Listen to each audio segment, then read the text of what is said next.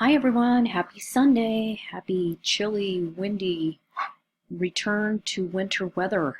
I went out for a little bit today to a yoga class and could not believe how chilly it had gotten overnight. So this week we are covering Chapter 7, Non-Communicable Diseases and Aging, and I'm going to deviate from the book just a little bit in that I will talk about the non-communicable diseases, but I'm really going to expand upon the aging issue and go a little bit more in depth than that. So the silver tsunami, I don't know how many of you have heard this term.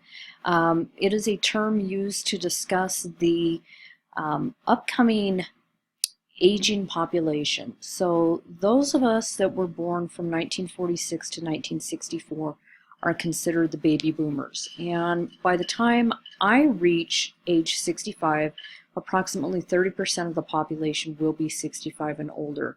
So for any of you that are going into the medical field, if you were to specialize in some field of gerontology, this is going to be an excellent career choice. When you think about that huge proportion of the population being older than 65, it really drives home the point that those of you just starting out in your careers, you're really going to be able to write your own ticket as far as career fields that have to do with aging, whether that's in the medical field or in the business field or anything in between. So other than that, millennials are a larger group than the boomers, but the boomers are going to probably be a much bigger influence with the way that healthcare evolves. So non-communicable disease. This is diseases that are not transmitted person to person.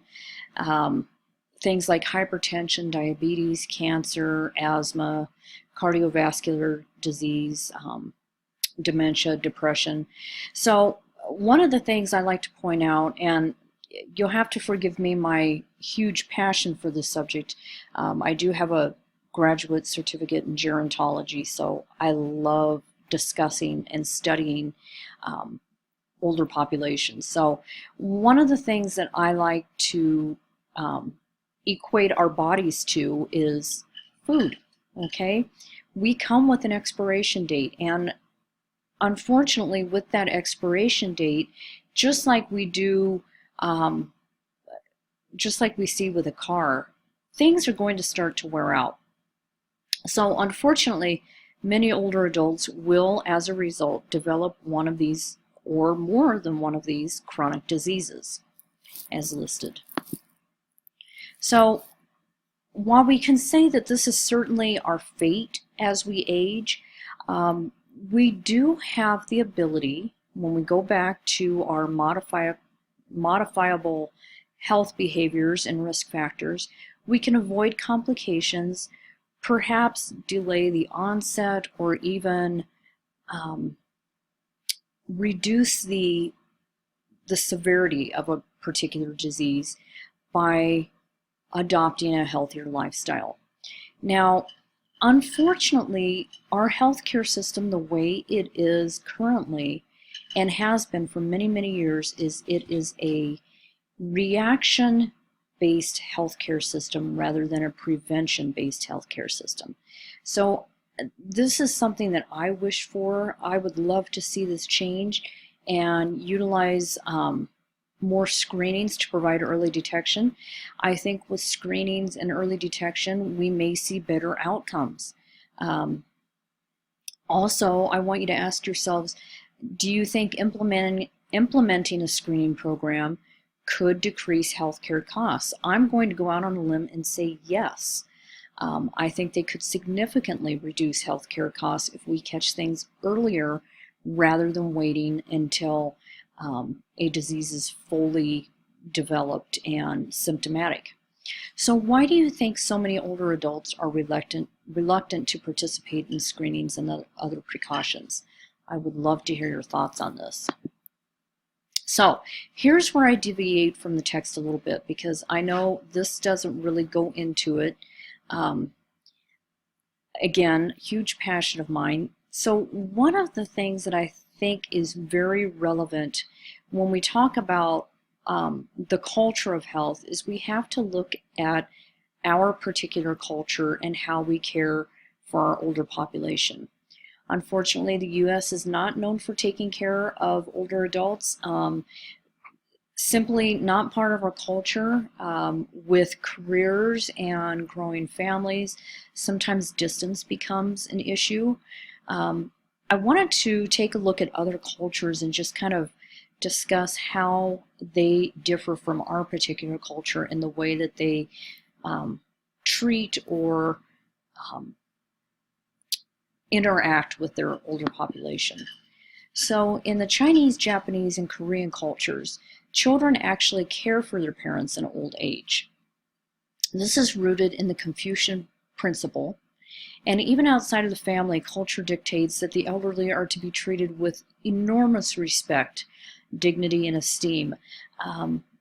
It often kind of blows my mind when I see adult children, even myself included, in the way that we treat our parents, especially as they get a little bit older and we may think that they are incapable of making decisions on their own. In these other cultures, the older adults are actually sought out for their wisdom and their experience. Sorry about that, I had to get a gulp of water.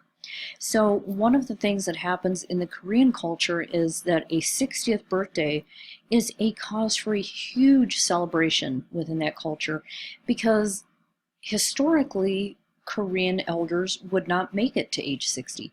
So nowadays, when someone does make it to 60, which is more common than not, this is celebrated with great joy, and throughout the community and throughout the family. I love this idea. I wish that we could adopt something like this. Instead, so many of us, and again, myself included, we kind of look at middle-aged as starting the downhill descent with regard to health and social aspects. So Greek culture,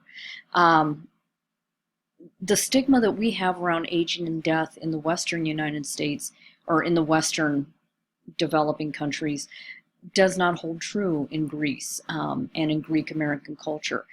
Old age is something to be celebrated, and again, respect for elders is central to the family. And I love this. The terms old man and old woman are not insults in that culture. They are terms of endearment and respect. I find this fascinating, the difference in cultures with aging adults. So how do we change our own society? I know it's very easy to become impatient with older adults. They do move slower. They do take more time. Both cognitively, they may have declined a little bit, as well as physically, but allow them the independence to make their own decisions and be active in their lives. Ask them to tell you the stories.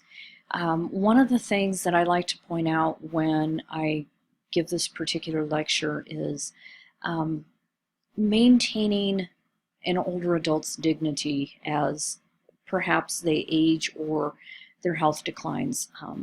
My father-in-law was a very big man, larger than life, both in stature and in personality. He was a Medal of Honor recipient and a Vietnam War hero. And when he started the decline from Parkinson's disease, he was unable to care for himself, including bathing and dressing and just overall grooming habits. So my husband took over the care of his father, and it always touched me to see the amount of dignity my husband allowed his father to maintain. It would have been so much easier to put dad in a pair of sweatpants and maybe a t-shirt, and shave him with an electric razor, but that is not something my father-in-law did.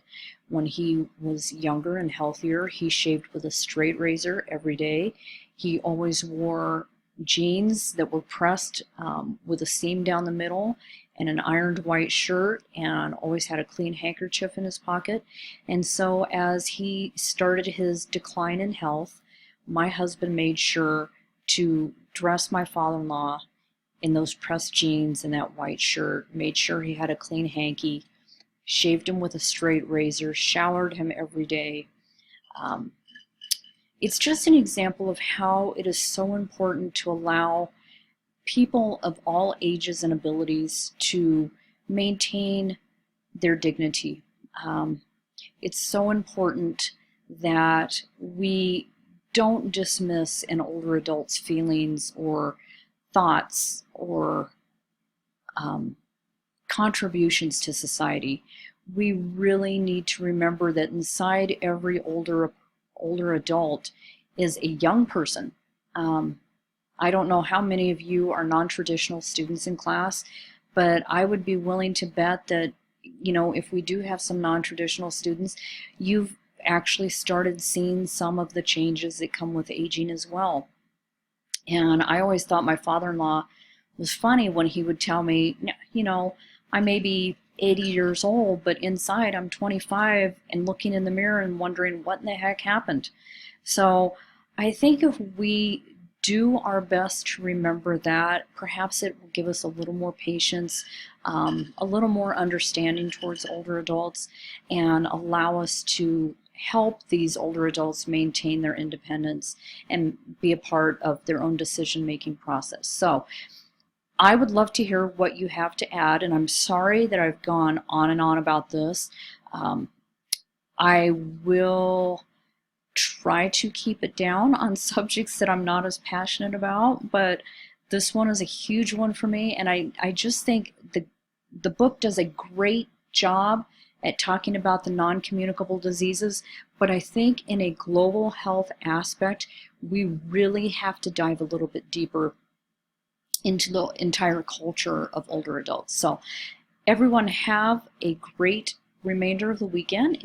I am looking out my window right now and it's snowing up in the mountains, so not entirely pleasant outside, but hopefully this is winter's last hurrah, and maybe as we move into March we're going to enjoy some better weather. So please feel free to ask me any questions on the Ask My Instructor link or by email, and everyone keep up the good work, and I will talk to you next week. Thanks.